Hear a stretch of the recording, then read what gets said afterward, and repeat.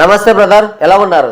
Man of masses junior NTR ఎత్తిన caller దించకుండా temper cinema నుంచి back to back హిట్లు కొట్టి స్టార్ హీరో అన్న పదానికి న్యాయం చేశాడు. ఆయన అరవింద సమేత సినిమా వరకు కూడా రీజనల్ మూవీ చేసుకుంటూ ఉండి RRR సినిమాతో ఏకంగా పాన్ ఇండియన్ మార్కెట్ పై కన్నేశాడు. అక్కడ కూడా సక్సెస్ అయ్యాడు.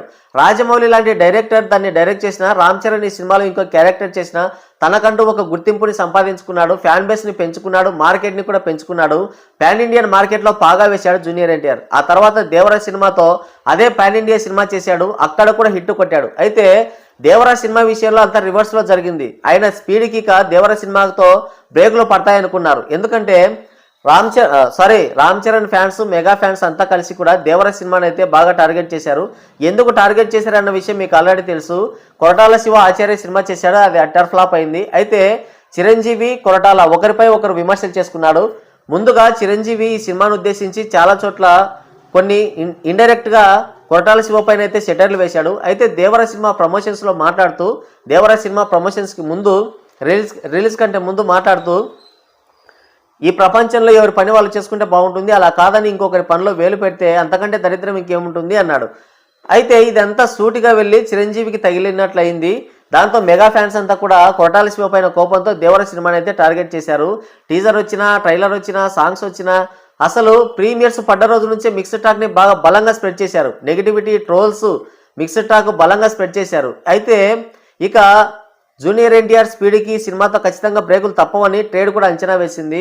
చాలామంది అయితే ఇక అటర్ ఫ్లాప్ అవుతుంది అని కూడా కన్ఫర్మ్ చేసుకున్నారు. కానీ జూనియర్ ఎన్టీఆర్కి మాస్లో క్రేజ్ ఉండడం, అదిగాక బ్యాక్ టు బ్యాక్ హిట్లు ఇవ్వడం, అదిగాక ఆడియన్స్కి ఆయన స్టోరీ సెలెక్షన్ పైన, ఆయన సినిమాల పైన మినిమం గ్యారంటీ హీరోగా ఆయన పేరు తెచ్చుకోవడం, ఆయన పైన ఒక నమ్మకం ఉండడంతో సినిమా అయితే గట్టెక్కింది. అందులోని ఇంకో విషయం ఏంటంటే జూనియర్ ఎన్టీఆర్కి నందమూరి ఫ్యాన్స్ అనే కాకుండా సపరేట్గా ఓన్ ఫ్యాన్ బేస్ ఉందన్నమాట. సపరేట్గా తన యాక్టింగ్తో, తన యాక్టింగ్ స్కిల్స్తో, తన సినిమాలతో ఓన్ ఫ్యాన్ బేస్ అయితే ఏర్పరచుకున్నారు. ఇటు నందమూరి ఫ్యాన్స్, తన ఓన్ ఫ్యాన్ బేస్ అంతా కలిసి కూడా ఈ సినిమాకి అండగా నిలబడ్డాయి. సినిమా అయితే super duper block buster hit అయింది. ఫ్లాప్ టాక్తో కూడా, అంటే ఫ్లాప్ టాక్తో సినిమా అయితే బాగుంది, కానీ ఫ్లాప్ టాక్ అయితే విపరీతంగా స్ప్రెడ్ చేశారు.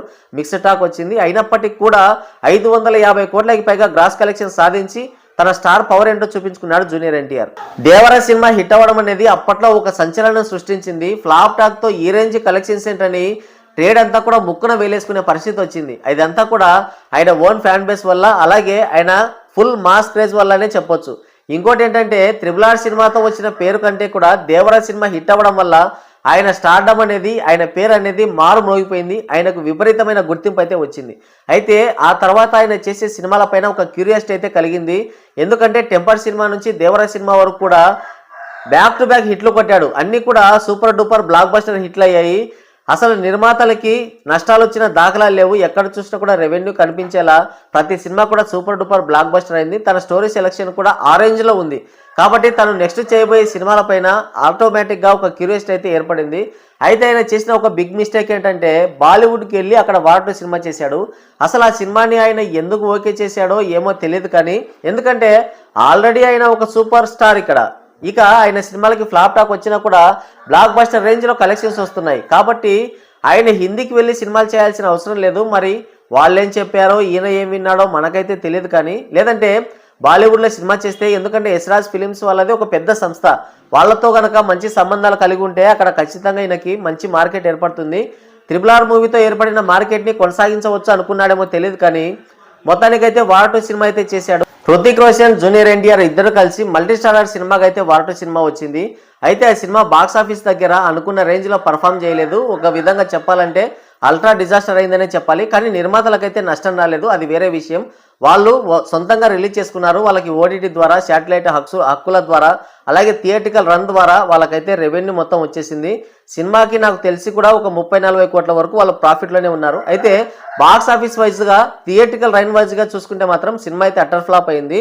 ఇందులో మల్టీ స్టారర్ సినిమాగా చేసినా కూడా కథాబలం సరిగ్గా లేకపోవడం ఒకటైతే, ఇంకోటి ఇందులో విలన్గా చేశాడు. ఎవరు? జూనియర్ ఎన్టీఆర్ని విలన్గా చూపించడం అనేది ఇక్కడ ఉన్నటువంటి ఆడియన్స్కి అయితే అస్సలు నచ్చలేదు. అదిగాక వార్ 2 సినిమా ఫ్రాంచైజీలో వచ్చింది. అది అంటే ఆల్రెడీ వార్ సినిమా వచ్చింది, దానికి సీక్వెల్గా వార్ 2 సినిమా వచ్చింది.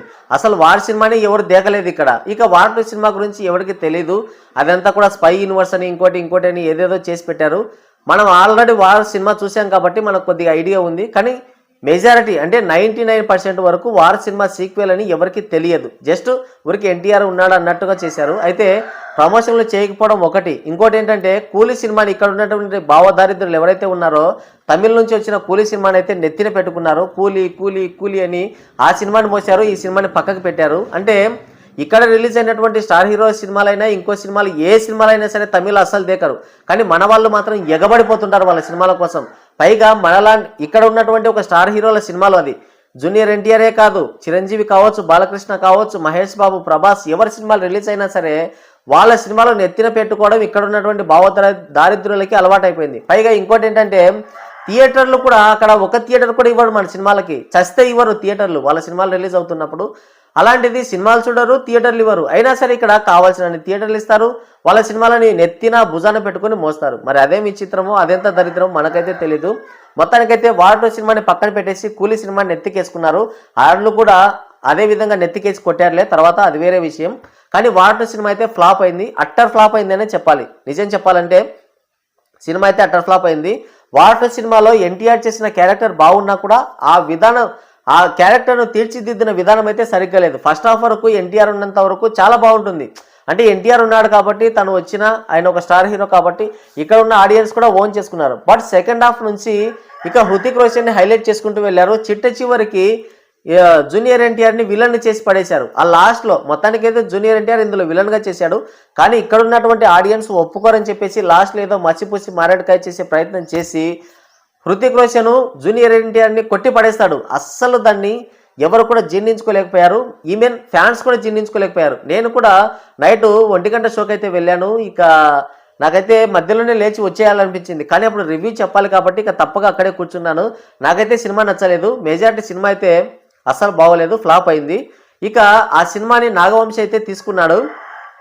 అప్పట్లో కొద్దిగా ప్రచారం జరిగింది, 80 కోట్లని 90 కోట్లని ఏదేదో ప్రచారం జరిగింది. ఒక డబ్బింగ్ సినిమాకి అంత పెట్టి కొనడం ఎందుకు అని చెప్పేసి చాలా విమర్శలు అయితే వచ్చాయి. మొత్తానికైతే అప్పట్లో ఈ సినిమాకి నష్టాలు రావడం వల్ల నాగవంశి టాలీవుడ్ ఇండస్ట్రీని వదిలిపెట్టి ఎక్కడికో దుబాయ్కి పారిపోయాడన్న న్యూస్ కూడా బాగా వైరల్ అయింది. ఆ తర్వాత ఆయన వచ్చాడు, మళ్ళీ కౌంటర్ ఇచ్చాడు, దాని గురించి మీ అందరికీ తెలుసు. అయితే ఇప్పుడు నాగవంశి వార్ సినిమా గురించి, దానికి వచ్చిన లాసెస్ గురించి కొన్ని మంచి విషయాలు అయితే చెప్పాడు.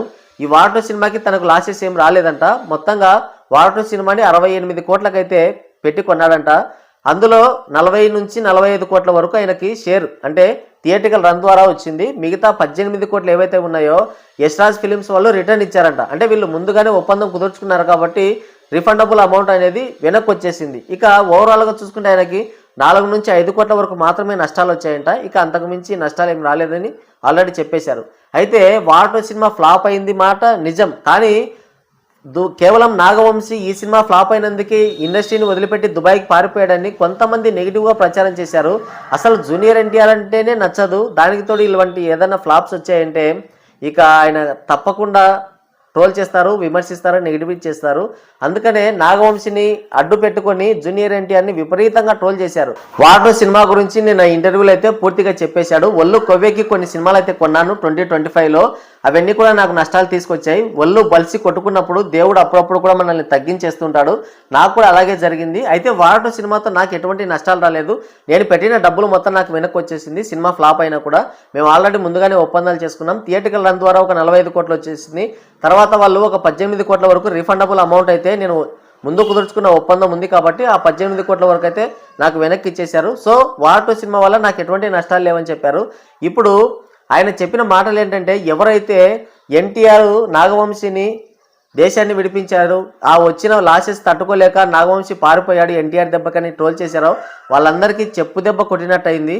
మరి వార్ సినిమా గురించి, నాగవంశికి వచ్చిన లాసెస్ గురించి మీరేమనుకుంటున్నారు కింద కామెంట్ చేయండి. అదిగాక మనం మొదటి నుంచి కూడా ముందు నుంచి చెప్పుకుంటూనే ఉన్నాం, వార్ సినిమా ఫ్లాప్ అయింది, థియేటికల్గా ఫ్లాప్ అయింది, ఎస్ ఖచ్చితంగా ఫ్లాప్ అయింది. కానీ ప్రొడ్యూసర్లకి కానీ సినిమాని కొన్న డిస్ట్రిబ్యూటర్లకు కానీ ఎటువంటి నష్టము రాలేదు. ఆల్రెడీ వాళ్ళు ప్రాఫిట్స్లోనే ఉన్నారు. దాదాపుగా దానికి పెట్టిన బడ్జెట్ కంటే కూడా 40 కోట్ల వరకు ఆ సినిమాకైతే ప్రాఫిట్స్ వచ్చాయి థియేటికల్ రన్ ద్వారా. అలాగే ఓటీటీ శాటిలైట్ హక్కులు వీటన్నిటి ద్వారా వాళ్ళకైతే రావాల్సిన డబ్బులు మొత్తం వచ్చేసింది. అటు నిర్మాతలు కావచ్చు, ఇటు డిస్ట్రిబ్యూటర్లు. అయితే డిస్ట్రిబ్యూటర్లు ఎవరు లేరు ఇక్కడ, తెలుగు వరకు మాత్రం నాగవంశి ఒక్కడే కొన్నాడు. మిగతా అన్ని చోట్ల కూడా వాళ్ళు ఓన్గా రిలీజ్ చేసుకున్నారు. వాళ్ళకి ఎంతో వచ్చినా కూడా అది ప్రాఫిటే. కాకపోతే మనం థియేట్రికల్గా దాన్ని లెక్కలేసుకుంటాం కాబట్టి అది మనకు ఫ్లాప్ అనిపిస్తుంది. సినిమా కూడా కలెక్షన్లు పెద్దగా రాలేదు. అయినప్పటికీ కూడా నిర్మాతలకు ఎటువంటి నష్టం రాలేదు. ఇక వచ్చిన 40 కోట్లలో 18 కోట్ల వరకు ఆల్రెడీ ఇక్కడ ఉన్న నాగవంశి ఏదైతే డిస్ట్రిబ్యూట్ చేశారో ఆయనకి ఆల్రెడీ 18 కోట్ల రిఫండబుల్ అమౌంట్ ఇచ్చారు. అయినప్పటికీ కూడా నిర్మాతలు ఇంకా 20 కోట్ల వరకు ప్రాఫిట్లో ఉన్నట్టే. సో వాటర్ సినిమాతో ఎవరికి ఎలాంటి లాసులు రాలేదు, ఎవరు కూడా దేశం విడిచిపెట్టి పారిపోలేదు. ఇది గుర్తుపెట్టుకోండి. మరి వాటర్ సినిమాపై నాగవంశి చేసిన చెప్పుదెబ్బ కామెంట్ల గురించి మీరేమనుకుంటున్నారు? కింద కామెంట్ చేయండి.